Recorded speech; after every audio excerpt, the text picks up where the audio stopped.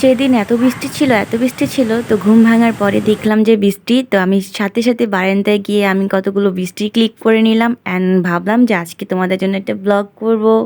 আসসালামু আলাইকুম and hello everyone, আমি ফারিনা, তোমাদেরকে ওয়েলকাম করছি আমার নতুন ব্লগে। সেদিন তো সারাদিন বৃষ্টি ছিল, সারাদিন বৃষ্টির ভিতরে ঘর থেকে কোথাও যেতে পারিনি, তো ভাবলাম ঘরে বসে বসে একটা ব্লগ করা যাক, তোমাদের সাথে শেয়ার করে দিব। ফার্স্ট আমি এখন শাওয়ারে চলে যাচ্ছি, আমি শাওয়ার দিয়ে নিব। অ্যান্ড এটা হচ্ছে আমি এর আগের দিন পার্সেল রিসিভ করেছিলাম, এটা আমি অর্ডার দিয়েছিলাম একটা সুন্দর কোয়ার্ড সেট বাসায় পরার জন্য, তো আমি আজকে এটাই পরে নিচ্ছি। অ্যান্ড পিনটা দেখো কত সুন্দর, আমার কাছে তো অনেক ভালো লাগছে। তারপর ফ্রেশ হয়ে পরে নিলাম, আর এই তো আমি হেয়ারটা একটু হালকা ড্রাই করে নিয়েছি, আর এটা হচ্ছে আমার নো মেকআপ লুকস।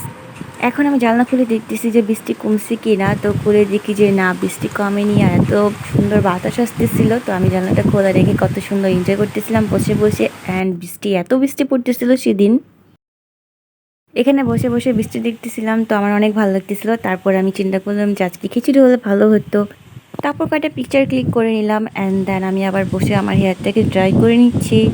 আর তারপর দেখো কত বাতাস, এখানে আমি ক্লিপগুলো হচ্ছে আনকাট রেখেছি আর ভয়েস সহ, যে তোমরা দেখতে পারবে যে কত বাতাস ছিল।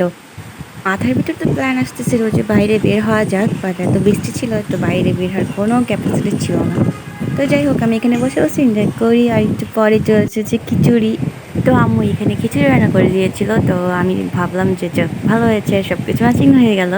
বৃষ্টির দিনে কিন্তু খিচুড়ি খেতে অনেক ভালো লাগে, আর আমি জানি সেদিন সবাই খেয়েছিল, অনেকেই খেয়েছিল, আর তার মধ্যে আমরা হচ্ছিলাম।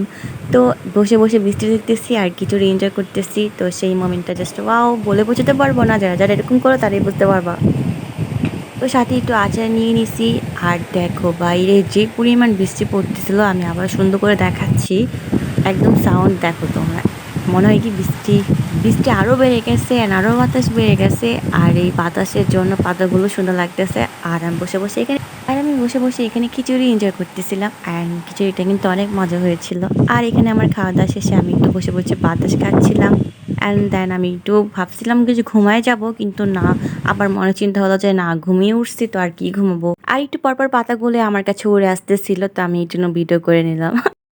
অ্যান্ড দেন হচ্ছে আমি চিন্তা করলাম যে যেহেতু বিকাল হয়ে গিয়েছে, তো এর মাঝে বিকাল ছিল, তো আমি চিন্তা করলাম যে একটু স্যুপ খাওয়া যাক, তো আজকের জন্য এটাও পারফেক্ট ছিল।